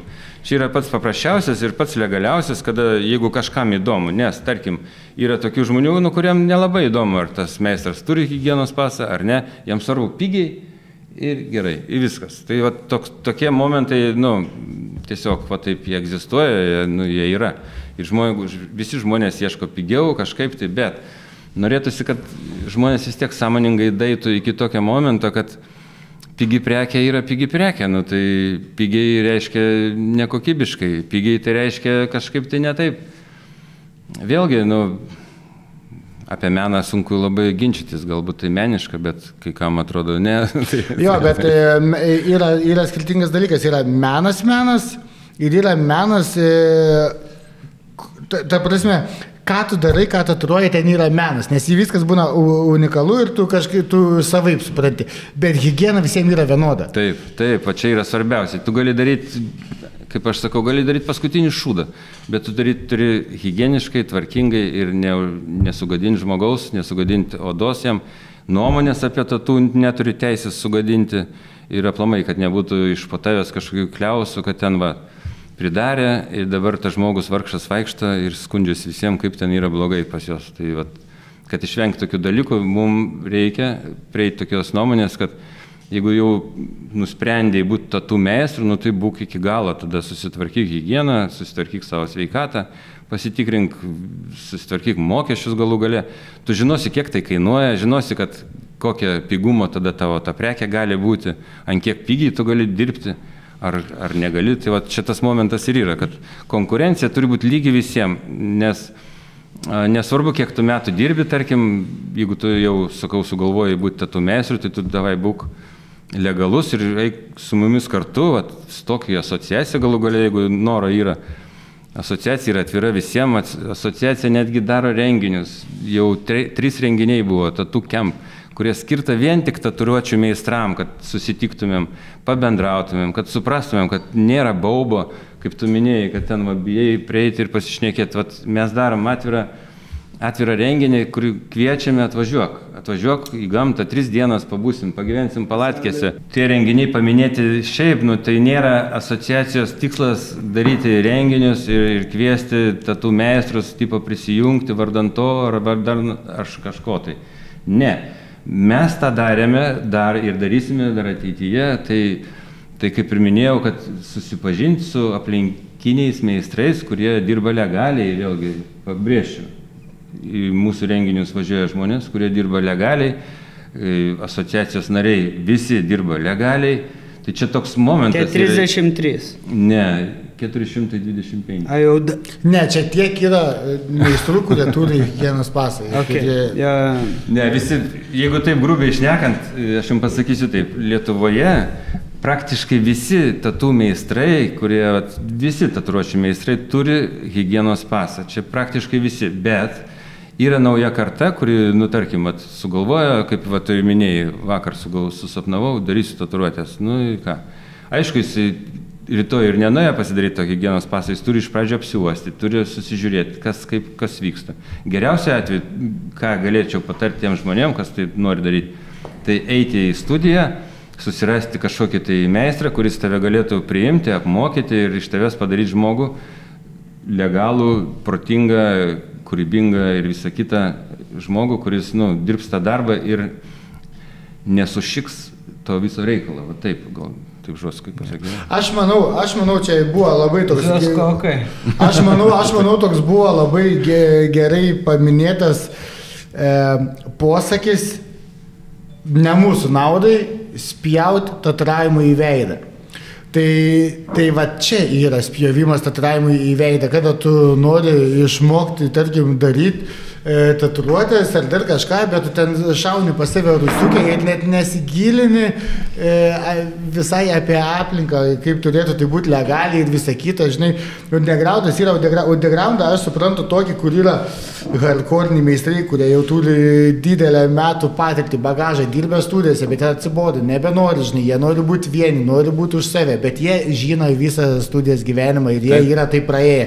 Tada tu gali eiti tą undergroundą, žinai, bet tie, kurie 18 metų pabaigė 12 klasę ir nežino, ką su savo gyvenimu daryti, sugalvoja daryti tatuiruotės ir galvoja, fuck yeah, aš dabar būsiu kažkur užsidaręs ir kalsiu šaibus nelegaliai. Va čia yra spjaudimas tatuiravimui į veidą. Taip, va čia blogai labai yra.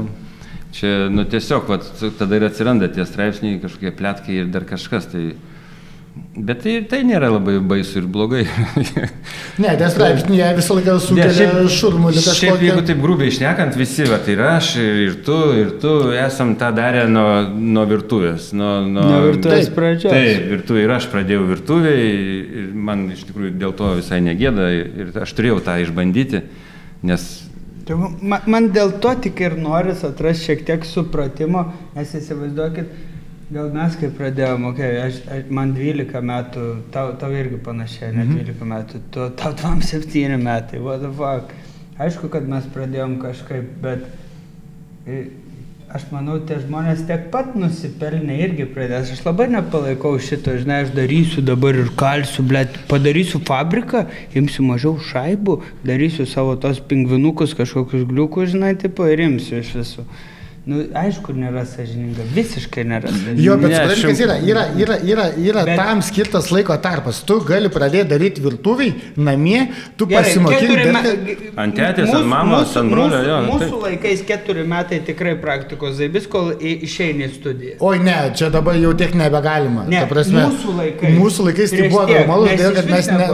Bet dabar, ką ir Tomukas sako, tas dalykas, kad jo, dabar aš jaunas, pavyzdžiui, žiūrėk, 18 sugalvoju daryti, aš galiu tau parašyti. Aš nežinau, ką tu man atsakysi, bet seni, aš mokėsiu tau pinigus, padėk man biškai išmok, 2 mėnesiukus paimk mane šiaip aprentis, pasėdėti prie to, žinai, visos... Tai tu toks drasus, supranti, yra labai nedrasių žmonių. Tada nebūdavo toks... Tada būdavo, bet daugiau rejectindavo. Į tą patį Jungle Streetą, kai nuėjau, šaunuoliai Tomas su Kamila tiek daug davė, bet realiai jie net patys irgi nelabai žinojo, ką duoti. Tiesiog mėginom sukurti tą švarą, sukurti tą studiją, kur viskas būtų gražu. Jo, bet matai, kas yra koks skirtumas, kada jūs bandėte turėti studiją ir bandėte legalizuotis ir darė, kad ir nebuvo, čia ne apie įgūdžius mes kalbam. Įgūdžiai mes kiekvienas suprantam skirtingai, žinai. Aš dabar čia atėjau į šitą studiją ir aš stoviu Tomui už nugarą, žiūriu, kaip jis darė, klausiu klausimų. Vakar atsisėdę diskutavom, žinai, ką aš blogai, ką blogai, ką gerai padariau, žinai. Tai čia toks mokintis visą gyvenimą ir kada tu ateini į šitą pasaulį, tai tavo yra pagrindiniai dalykas, kad reikia legalizuotis. Viskas yra puiku, jeigu tu sugalvoji būti tu meistras, esi jaunas, ten visą kitą, na aišku, dar reikia higienos paso, dar nesusigalvoji, kad taip reikėtų daryti. Bet reikia suprasti, kad pamečiau mintį. Reikia, kad eit link to, žinai, gali matuotis tą profesiją, ne? Gali matuotis, gali daryti, bet vis tiek tu turi turėti omeny, yra ir blogoji to gyvenimo pusė. Tai vat kažkokios tai kliausai ir neteisingai padarytos tatų su pasiekmėmis. Yra blogiausias momentas šitoj tam reikale, kad ateis momentas, kad bus labai didelės baudos. Ir baudos bus ne šiaip, kad ten, žinai, 1000 eurų, o bus apie 100 000 eurų bauda už tai, kad tu neturi dokumentų savo dažam. Jeigu tu dirbi su dažais, kurie yra nelegalūs, ta prasme, jie neturi dokumentų, tu jų neturi. Tu chemiją leidai į žmogaus kūną. Tu jų neturi su savim, tų dokumentų, viskas, tai yra bauda. Aš nežinau, aš bijau gąsdinti, bet bus taip blogai, kad tie žmonės, kurie ką tik sugalvojo daryti tatų ir jis pagalvos, kas galėtų atsitikti, jeigu atsitiktų, tada galbūt iš vis nebedaryti. Tai tokiu atveju vėlgi grįžtam prie to, kad tu turi ieškotis kokybiško mokytojo, kuris tave pamokintų, tave įvestų į temą, ne YouTube'ai čia nebetinka, dar kažkokie dalykai netinka, nes vis tiek yra gyvenimas ant žemės, o ne telefone ar dar kažkur tai. Tai žodžiu, ta ateityje tai atsitiks, aš čia visiškai ne asociacijos įtaka, čia darys valdžia tą su mumis. Taip, kad iš tikrųjų mus kažkada bandys prigriebti ir tokiu būdu. Tai žodžiu, neužsimirškime ir negalvokim, kad čia viskas rožėm klota ir kad čia gali undergroundinti ir dar kažką vaizduoti iš savęs, koks tu čia tipo kitoks esi. Aš seniai net nebedarysiu savo tatuškių. Tai va, jeigu tave užgaudys tokioj pozicijai, kad tu padarėjai tatų, kažką išbėrė ir galbūt išbėrė ne dėl to, kad blogi dažai, o dėl to, kad jis nuvarė išsimaudyti jūrą ir paskui pradėjo skustis ir viskas, tavo dažai blogi tada tarsi. O žmogus pats tą prisidirba, suprantate? Šitoks... Aš gal tęsiu vaikus mokyti, tiesiog... Ir irgi, ką noriu paminėti, tarkim, dėl tų dažų, tai pirmas dalykas, kad reikia paminėti, kad tų dažų su popieriais ir be popierių kaina tikrai nesiskiria drastiškai, kad būtų galima jų nepirkti. Kas svarbiausia yra? Jo, svarbiausia yra. Dažai su popieriais, aš suprasčiau, anksčiau nebūdavo tų. Tarkim, dažų yra kokie nori, pačių geriausių, bet neturi popierių. O kitas dalykas, kai tu sakai, kai ateis tas metas, kai mūsų baus valdžia, ne? O ne asociacija baus, valdžia baus. Tai va dėl to tas irgi svarbus momentas yra mums palaikyti tą gražų ryšį, parodyti jiem, kad mums irgi yra įdomu, žinai, kas vyksta mūsų industrijai, kad prieš kažkas plakant didelės baudas, bent jau žinotų, kad yra, va, kaip ir sakiau, tas tiltas, su kuo galima pasitarti, žinai. Dar pasakysiu vieną momentą, kiekvieno žmogaus nuomonė yra svarbi. Jeigu kalbant dabar ne asmeniškai, o asociacijos principų, apie asociaciją, tai asociacijai kiekviena nuomonė yra svarbi. Bet jinai yra svarbi tokiu atveju, kada tu esi asociacijos narys, kada tu esi adekvatus šios žemės pilietis, Lietuvos gyventojas, tu priklausai asociacijai ir tu turi kitokią nuomonę negu visi. Tai labai svarbu ir mums yra įdomu. Netgi galėtumėm surengti diskusijas, išsiaiškinti, netgi galbūt rasti kažkokių tai pateisinimų, kažkokiam tai mintim, galbūt padėti žmogui susiprasti pačiam, mums padėtų susiprasti, apie ką vyksta diskusija, kas čia per baubai lenda iš kažkur, tai iš žemės, iš dar kažkur. Tai žodžiu, asociacija tam ir yra, kad va, kaip ir tu minėjai, kad tai būtų tas tiltas tarp valdžios ir paprastų žmonių. Tai va, mes tą darbą ir dirbam, ir iš tikrųjų dirbam, ir dar pabrėšiu, kad neatlygintinai. Norėsiu dar sykį pakartoti, kad asociacija neprideda, nei atima, nei prideda kažkokių finansų, nei tau suteikia kažkokių papildomų reklaminių akcijų ar dar kažką, paketų reklaminių. Tai to nėra. Asociacijos darbas nėra tave reklamuoti, nėra dar kažkaip tai ten daryti kažkokius judesius, kad tai būtų finansiškai kažkam naudinga. Ne, tai praktiškai atvirkščiai viskas yra, mes negaunam algos už tai, nieks už tai nieko nemoka. Mes kaip asociacija iš tikrųjų turėtų tai būti. Turėtų būti mėnesinis mokestis, tu įstoji asociaciją, tu moki mokestį kažkokį ten 20-30 eurų į mėnesį. Iš tų pinigėlių galime samdytis buhalterį, ten galime kažkokius ten protingus žmonės, konsultacijas apmokėti, kažkokius raštus, kažkas galėtų rašyti irgi už pinigus. Šitoj situacijai taip, bet šiandien dienai to nėra ir mūsų nėra tikslas, sakau, padaryti iš to kažkokį biznį, pelną, pasipelnyti iš vargšų tatrovčiukų. Niekas taip nesako, čia toliausias dalykas. Tai žodžiu, to nėra ir nebus. Šiandien dienai yra taip, kad jeigu tu nori tapti asociacijos nariu, tai svarbu yra žinoti tavo motyvaciją ir nusiteikimas, kodėl tu to nori, tarkim. Tai ne kodėl, o kokia tavo motivacija. Mūsų akimis žiūrint, motivacija yra stojamasis mokestis, tai reiškia, tu adekvačiai suvoki situaciją, tu sumoki ten tą 50 eurų už visą gyvenimą. Tos 50 euriukų mes kažkada tai panaudosime renginiuose savo, kartu išgersim alų už tos 50 eurų. Šiandien dienai yra taip, kadangi mes patys sugebam ir raštą parašyti, ir kreiptis ten, kur reikia, ir visą kitą. Ateityje galbūt to nebus, galbūt iš tikrųjų reikės daryti tą įnašą kažkokį, kad asociacija turėtų bent kažkokį kapitaliuką, iš kurio mes galėtumėm ten nuvartytis, tai tarkim taip. Šiandien dienai to nereikia ir ačiū Dievui, mes susitvarkome iš savęs, kiek ir viskas gerai gaunasi. Tai toks momentas. Tai ką norėjau pasakyti, kad asociacija dargi yra šiokia tokia sąlyga, tai viena iš sąlygų tai 50 eurų, o kita sąlyga, kad tu turėtum turėti 3 metų darbo stažą, kad tai būtų iš tikrųjų adekvatus asociacijos narys, kuris adekvačiai galėtų komentuoti, adekvačiai galėtų reikšti savo nuomonę, ne vakar susapnuota, o jau įdirbis, kad jau yra, jis jau žino, apie ką šneka. Tada mes galim bendrauti, tada mes galim įsigilinti į tą temą ir adekvačiai viską spręsti.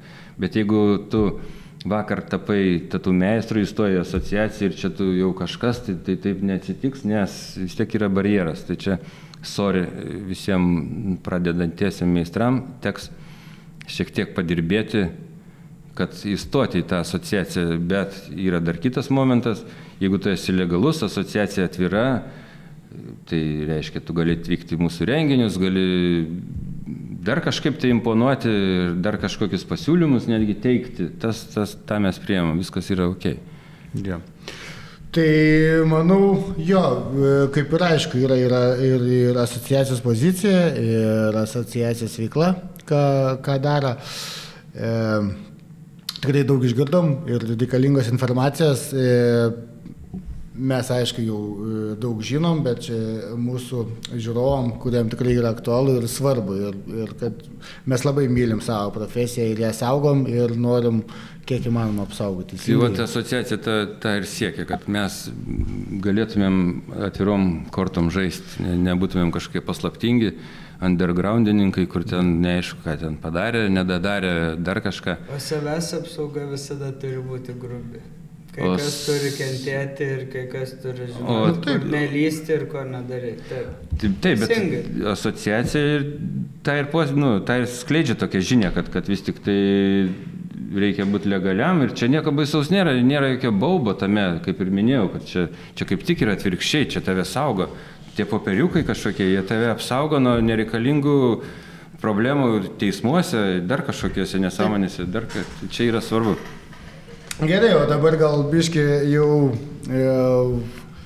keičiam temą. Noriu paklausti jūsų klausimėlę, man labai įdomu. Tai dar kartą padėkokim už Lietuvos tatuiruotojų asociacijos prezidento tartą žodį, kuris yra labai reikalingas mums. Žodžiu, o dabar norėčiau užklausti,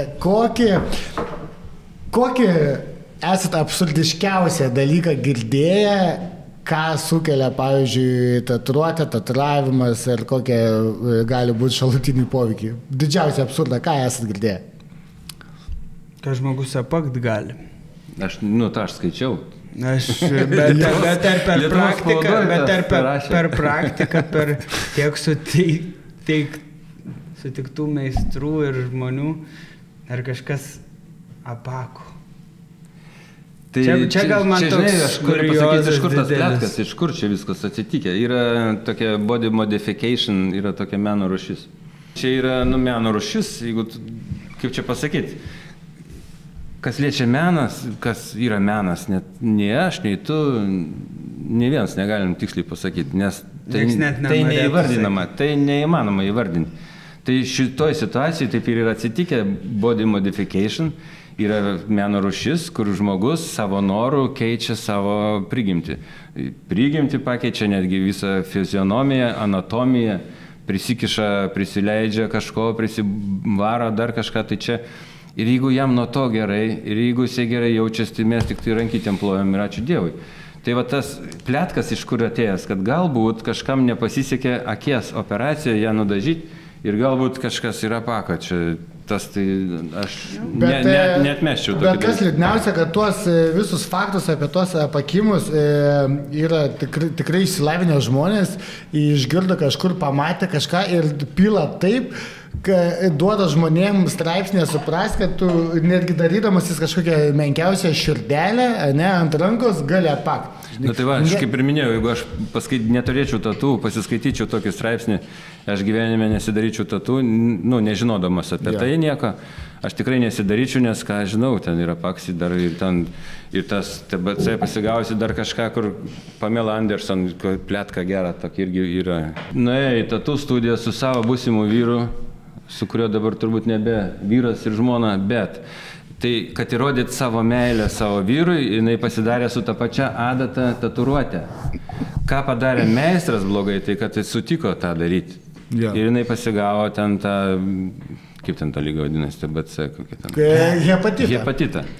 Tai ir tada kažkas aprašinėja, tarsi, bet kas gali ateiti ir pasigauti. Negali pasigauti. Jeigu visi dirba sąžiningai ir gražiai ir teisingai, to neįmanoma padaryti, neįmanoma pasigauti. Šiandien dienai aplamai tokių lygų, jų yra, bet čia nebe tie laikai, kaip žinai, būdavo tatų iš kalėjimo, iš dar kažkur išlindė, su tom pačiom stygom prisidarė kažkokių ir tos lygos, užpuolė, čia 100% kad gali pasigauti. Aš irgi 100% tikiu ir garantuoju, ir tu turi šito tikėti. Šiais laikais, kad ir ar namų sąlygom darant, jeigu tu moki daryti, ar darant tokiom sąlygom kaip pas Tomas studijoje, nėra net procento galimybės, kad kažkas tau bus perduota. Tiesiog net nėra tikimybės. Neįmanoma. Šiandien dienai viskas yra vienkartiniai. Kas anksčiau būdavo ne visai vienkartiniai, tai šiandien dienai tai absoliučiai viskas. Tu kaip daugiau praėjęs šitam keliui, ar buvo tavo istorijai adatų nuvirimas? Buvo ta mašinka? Mano istorijai buvo adatų gaminimas. Ir mašinėlių gaminimas? Ir mašinėlių aš tik perdarinėdavau. Pats nesu pagaminęs nuo nulio, bet perdaręs esu, jo. Bet mano istorija tokia, kad adatų ir gripsų ir tipsų nebūdavo nusipirkti. Čia kaip dabar eini pas Fabiją ir nusipirki, ką nori.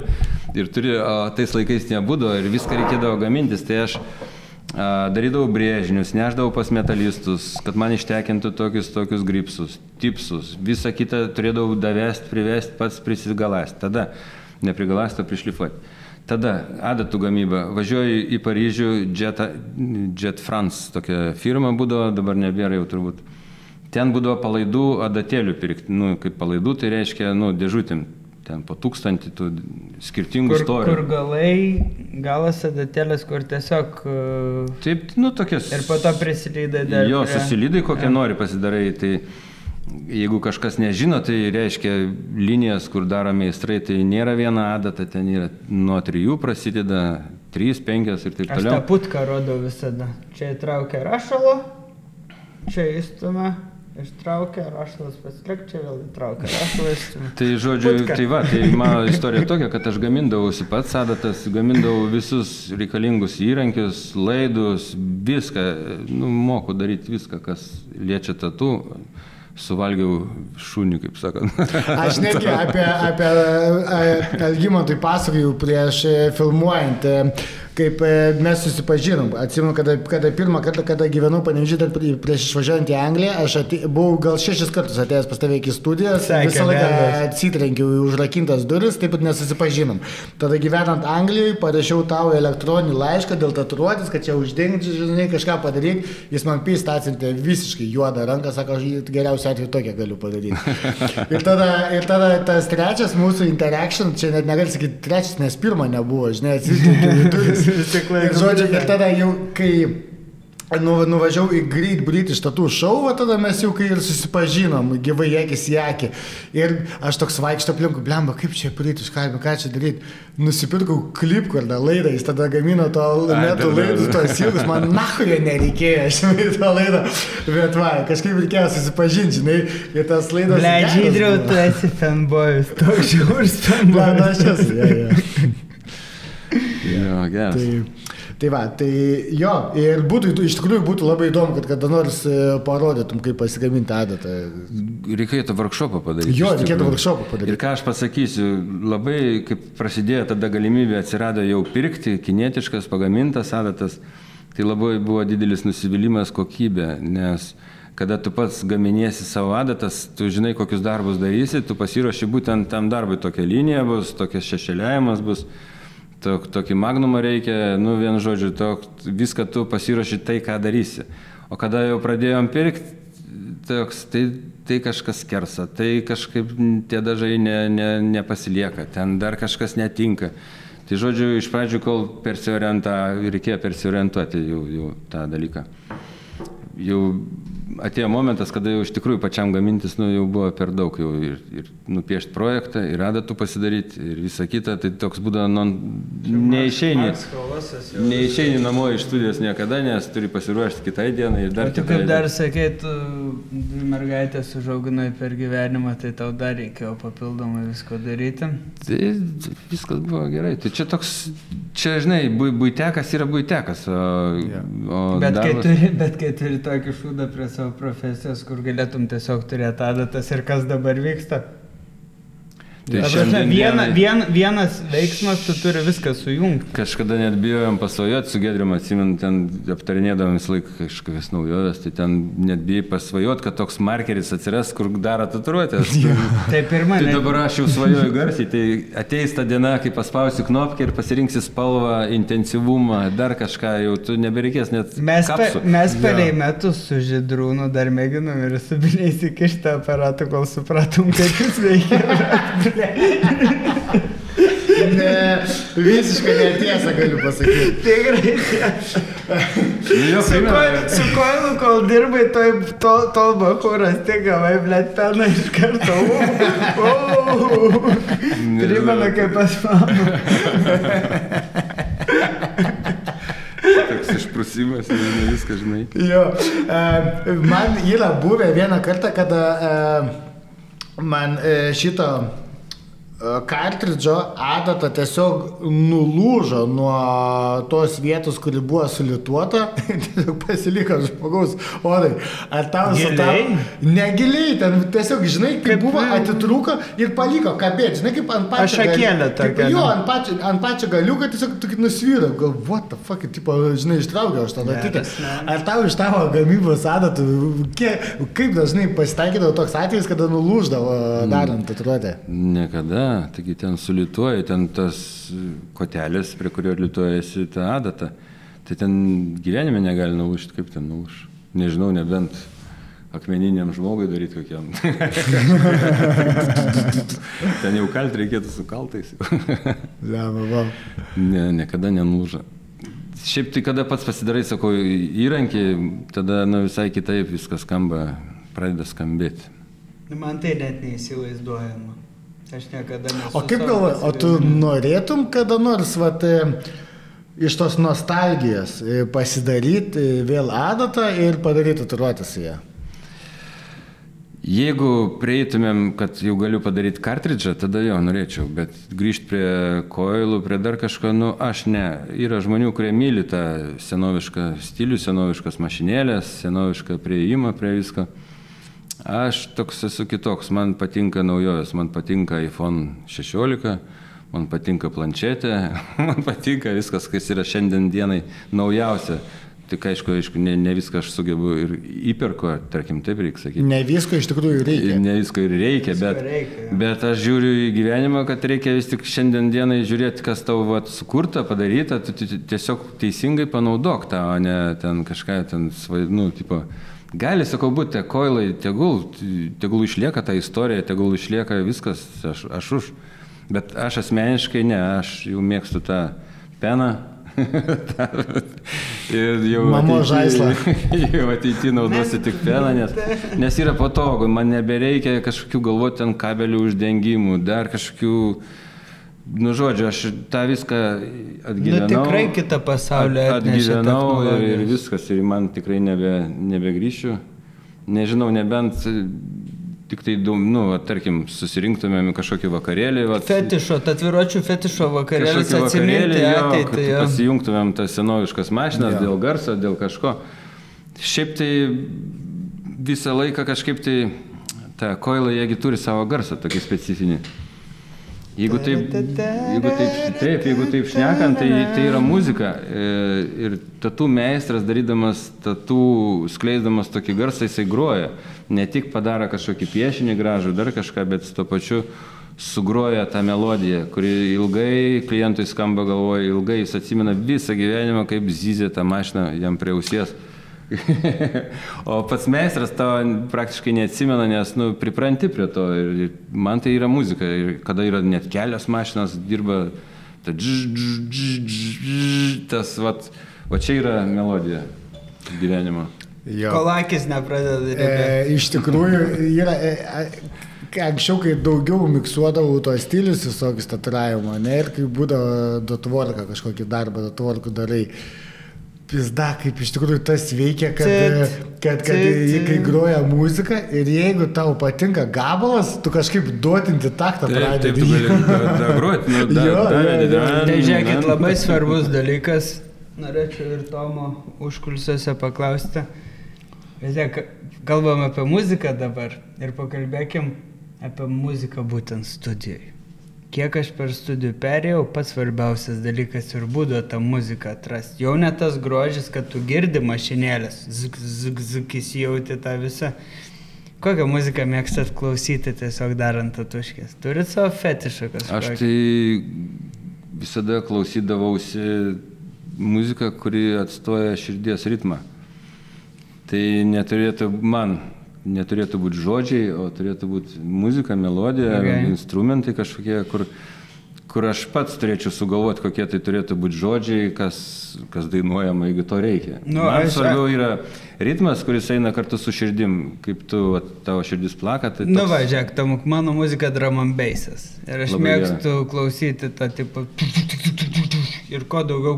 Tai gerai, bet drum and bassas irgi turi ritmą. Tai jis turi ir greitį, jis tave padaro greitį, koncentraciją. Žymiai man geriau dirbas. Žiauriai huijana.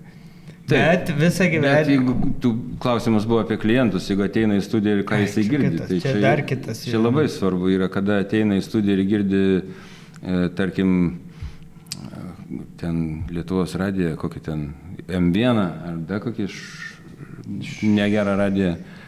Tada blogai, tada gali apsisukti ir išeiti iš karto, žinai. Bet jeigu tu girdi, kad yra muzika kažkokia specifinė, kažkokia paieškota įdomesnė, tada tu gali likti, nes reiškia, toj studijai meistrai turi nuomonę ir turi savo skonį ir tau tikrai išpildys tai, ką tu nori, atitiks tavo poreikius. Tai va tokia mano nuomonė apie muziką studijose. Ir dar irgi reikia paminėti apie Tomo muziką, kad jis dar kai dirbdavo, kai studija buvo Jamaikai, tai ten kiekvieną ketvirtadienį vykdavo džamo vakarai nuo 8. Tai ten, žodžiu, hebra susirim. Ten Jamaikai, hostelė. Gali biškį papasakot. Jo, Jamaika buvo toks reiškinys, toksai, kur gyvavo Vilniuje kokį 11 ar 12 metų. Ten buvo hostelis, kuris turėjo tokių patalpų, kurias... Ne kartą sielą praradęs ten. Viena iš patalpų aš buvau išsidamavęs. Ir ten atidariau tą studiją, tai buvo pradžia Visų šventų. Kadangi Jamaika stovėjo Visų šventųjų gatvėje, tai studijos vardas taip ir liko Visų šventų, nes kadangi visose gatvėse jau yra po tatuiruočių studija, o būtent Visų šventųjų gatvėje ne vienos nebuvo, tai aš iš karto užkaliau tą vardą, kad mūsų studija ten Ir bus. šiek tiek į apačią nusikėlė. Dar 100 metrų žemiau dabar, bet vis tiek esam šalia Visų šventųjų bažnyčios, Visų šventųjų gatvė. Patalpas. Ir mūsų visi meistrai yra visi šventi irgi. Ir apie muziką, tai... Muzika Jamaikoje, taip. Tai jo, ten susibūrė tokių muzikantų, tokių mėgėjų, neprofesionalų, kurie nori pagroti, išsireikšti, kiekvienas turi kažkokį instrumentą atsineša savo. Ir tokie džemukai vykdavo ir labai fainiai. Dabar jie persikėlė, tarp kitko, į Halės turgų. Ketvirtadieniais ten, jeigu turite norą, galite nueiti pagroti, pabūti, paklausyti. Gal prie Lūdės tos? Uostas. Nes aš, aš ketvirtadienį kaip tik praeitą buvau. Ir savo draugę nuvedžiau operos solistę, grojo kažką žydų muziką, grojo, labai fainas žemas buvo. Tai va, tai ten persikėlė dabar į ten, bet anksčiau būdavo Jamaika. Įspūdinga buvo, nice. Tai va, tai tas džemų vakarėlį gimė Jamaikoje, taip galim sakyti. Jo, ir prie ko norėjau privesti, kad Tomo klausoma muzika, dar kai aš pirmą kartą grįžau į Lietuvą pas jį padirbėti studijai kaip svečias, Panevėžy, jau pastebėjau tą kitokią muziką, kurią jis klauso, SoundCloudas, aišku, ten pajungta visokie, irgi kažkas džemina, po to kažkas Afrikos paduoda, tada dar visokių kultūrų, tokių skirtingų. Ir kada jis pirmą kartą mane pasikvietė į tą džemą, tai jis tą ir groja, žinokit. Ir visas tas džemas, jis viskas apie tai ir yra, žinai. Ir toks atrodo, kad aš dabar sėdžiu Tomo SoundCloud'e, bet gyvai. Nu, toks jo būdavo. Tai labai, tai aš suprantu, ką reiškia. Pas mane tai ta muzika yra visą laiką stengiasi 80-ųjų, 90-ųjų hip-hopą, nes studijai klausyti, nors šiaip mėgstu viską. O klausau dėl to, kad čia yra muzika, kuri neįpareigoja jos klausytis. Man jinai taip veikia, žinai, ir klientam irgi kažkaip niekada neteko man girdėti, kad čia tipo erzina ar kažką, nes jinai groja, tu kada nori ją klausytis ir kada nori klausytis žodžių, tu klausaisi, bet jeigu tu kažkaip susikaupęs, nei kiek tavęs nedistrektina ir nei kiek neerzina, nes tiesiog jau groja kaip fonas. System of a Down visada, you worry on the world, how you on disorder. Visą laiką, pėskit labai. Tai va. Tai jo, kas liečia muziką, tai taip, aš turiu tokį, kaip pasakyti, mėgstamą instrumentą, tai džembė. Tai iš tikrųjų perkusija, visa perkusija man patinka ritmika. Tai aš net tatuiruotę turiu 16 nata, tik tai nežinau, kaip čia paaiškinti. Ja, reikia 3D tavo. Čia aš galiu susidėlioti melodiją ir sugroti. O, geras. Jeigu uždėčiau tai pirštą ir eičiau, aš jau jausčiau. Bet čia tau handpaukino ją. Teisingai? Čia Aivaras darė, ne? Aivaras. Su mašinėlė. Aivaras. Ne, čia Aivaras su mašinėlė, jo. Handpauką turiu vieną, o tik čia. Aivaro storulė. O apie meistrus. Dabar apie Aivarą čia užsiminė, man irgi patinka jo labai darbai. Ar tu per savo tatuiravimo tą kelią, ar turėjai kažkokių tai meistrų, kurie tave inspiravo ir semdavais iš jų kažkokios tai informacijos? Ar buvo taip? Tai favorite kažkas, tai taip. Favoritiniai, taip. Tai buvo vienas iš pirmųjų, ką aš pamačiau, irgi sutikau Paryžiuje. Konvencija Paryžiaus, tai aš ten nedirbu, aišku, ten tik tai nuvažiavau pažiūrėti. Tai toksai Robert Hernandez, tai tais laikais tas buvo realistika su mistika, sumaišyta kažkas tokio ir tie darbai tokie,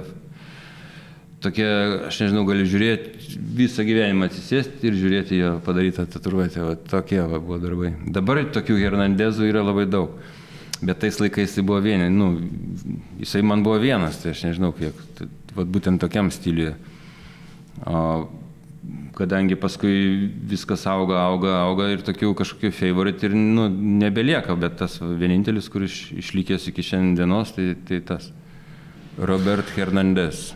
O dabar, tarkim, kaip sakai, nežinau, kaip dabar kaip meistrų yra daug ir visokių daug stilių ir, pavyzdžiui, tie jauni meistrai, kurie pradeda tatuiruoti, jie taip greitai vejasi, kur atrodo ten, kur tai, ką tu padarėjai savo paieškom per 10 metų, jie dabar gali padaryti per gal nepilnus 2. Tai iš technikos ir galimybių, kiek dabar yra, ne? Taip, ir jeigu tu pas gerą meistrą pakliuvęs kaip mokinys, tai iš tavęs gali padaryti labai gerą meistrą ateityje ir greitai. Tai neužtruks ten 10 metų, ką tu pats sėmėjais ten ieškojai, darėjai, tu to jau tam mokiniui nebereikės, nes tu viską jam atiduosi už dyką, principė. Ir klausimas būtų toks čia apie šitą temą. Vis tiek klientų parašo visokių. Jie nori šiuolaikiškų ir senesnių tatuiruočių, kartais ne visi atsirenka. Tikrai daug situacijų, kada klientai rašo nepasidomėję apie meistrą ir ką jis daro, o tiesiog siunčia užklausą kaip tiesiog tatuiruočių meistrą. Kiek kainuotų, jo. Ir ar jau jauti, kad nebepavėjai kažkaip naujų kažkokių stilių arba ką jie dabar prisigalvoja, ten pavyzdžiui, kaip irgi Londono tatų konvencijoje laimėjo, aš dabar nebeatsimenu to bičo. Nebūksino, ką jie prisigalvoja. Nebeatsimenu žodžių jo pavardės. Paul spalvotas daro. Spalvotas ir visokius ten ir laimėjo. Viena koja buvo tokie laikų logotipai Instagramo, ten tokie spalvas, geltonos, pilkas, tokių. Ar jau jauti, kad sunkiau yra vytis tendencijas šių dienų? Ar tenka atsisakyti kažkokių tokių darbų? Šiandien dienai, kad atsisakyti, labai retas atvejis. Iš tikrųjų, į mane kreipiasi, nežinau dėl ko, bet dėl to, kad galbūt patinka, ką aš darau, galbūt patinka dar kažkas. Ir jeigu aš matau, kad, tarkim, kaip čia pavadinti, netitinka mano požiūrio ar kažkaip tai mano, ką aš... Jeigu aš matau, kad aš negalėsiu to padaryti, tai aš tiesiog taip ir pasakau. Bet labai retas atvejis toks yra, nes dar yra komanda, yra kas gali padaryti. Tai toks, šiandien dienai mes jau galim, sakau, vartytis labai gerai, nes jeigu kažkas negali, kitas gali, tai va toks momentas. Jo, bet aš kalbu apie tai, kad ar sunku vytis naujus stilius, nes ta prasme, nuo tada, kai tu pradėjai ir kai įpusėjai, nebuvo nei trečdalė tiek, kiek yra dabar. Ten visokie sugalvoja tos bedžius padaro, kaip prisiūna su adata, žinai, kažkokius išsiuvinėja, visokių tokių, kur aš niekada nepadaryčiau. Padarytum. Čia yra perteikimas medžiagiškumo, aš tai vadinu medžiagiškumo perteikimas. Jeigu tu nori pavaizduoti metalą, tai tu turi jį pavaizduoti, nesvarbu ar ant popieriaus, ar ant tatuiruotė, tai būtų, tatuiruotė aišku sudėtingiau tai perteikti, bet jeigu tu sugebi perteikti medžiagiškumą, tai tu padarysi bet ką ir tą siuvinėjimą atidirbsi, tu išsiaiškinsi, kaip tai daroma, kur akcentuojama, kur yra kontrastas, dėl ko aš matau taip, kaip matau. O kada tu tą išsiaiškini, paimi ir padarai, aš nesakau, kad čia lengva. Čia atskiras mokslas, čia kiekvieną stilių reikia pasimokyti, pasigilinti, kaip daroma, tas ir yra mūsų tas viso gyvenimo mokyklėlė, kur galime visą gyvenimą studijuoti kažką vis, atrasti, ko dar nebandžiau, taip dar nemoku, ar nebandžiau, taip norėčiau dar pabandyti, tokią tatų padaryti, tokiam stiliui, tai va čia tas ir mūsų, aš sakyčiau, arkliukas, kad galime gyventi ir svajoti, kad dar galim kažką nuveikti, o ne jau viską padarėm ir čia rankos kišenėse ir einam namo. Tai toks. Labai gerai, labai teisingai ir aš manau, kad šiais žodžiais galima ir užbaigti, ne? Tai Tomai, jeigu nori tarp kažkokį tai paskutinį žodį, ar nuo savęs, ar nuo prezidento, čia jau tau laisvė rinktis. Ne, prezidentas labai skambiai skamba, tai iš tikrųjų atsakingas asmuo. Iš tikrųjų, aš nešu atsakomybę už tą, mano parašas eina, mano pavardė visur, tai jeigu kažkas atsitinka, aš turėsiu atsakyti už bazarą. Taip reikia taip sakyti. O nuo savęs, tai ką aš norėčiau jums palinkėti, turėti labai populiarią laidą, kad ta laida būtų matoma, kad būtų kuo įdomesni pašnekovai, kuo gilesni klausimai. Įdomiausia jau turėjom. Kad įdomiausi ateityje. Ir žodžiu, jum linkiu, kad visi norėtų žiūrėti jūsų laidą ir lauktų. Būtų toks palinkėjimas jums. Labai ačiū. Labai ačiū. Ir ką, ačiū Tomai labai, kad atvykai. Sumušom. Kudačiukais. Sumušom. Malonumas. Taigi. Kaip visada. Taigi, ačiū Tomui Alšauskui, visų šventų tatų studijos įkūrėjui, Lietuvos tatuotojų asociacijos prezidentui ir bendrai įkūrėjui. Tai norim padėkoti už visą šitą gautą informaciją. Tikiuosi, kad jums tai labai padės ir bus naudinga. Taip pat yra kitas Tomas, ne ką mažesnis ir ne ką didesnis, tai Tomas Vaitkūnas. Ačiū už šitą nuostabią vietą, kur mes galim ir ledų savo prisidėti, biškį įgilinti vaizdą. Kitą dar kažkokį padarysim, turim 4 kameras prieš akis. Ačiū operatoriui. Ačiū operatoriui, taip. Taip, tai ir Tomai, aišku, labai didelis ačiū už tai, kad leidžia mums čia filmuotis šitoj nuostabioje studijoje, kurioje dirbu ir aš, tai nepamirškit visų pasilažinti. Tai taip, viskas. Ir gaila tokiam nuostabiam svečiui, tokiam legendiniui svečiui mes neturim visiškai jokių dovanų, tai tikėkime, kad tavo sukonstruota mašinėlė eis mūsų kitam svečiui kaip dovana. Ačiū.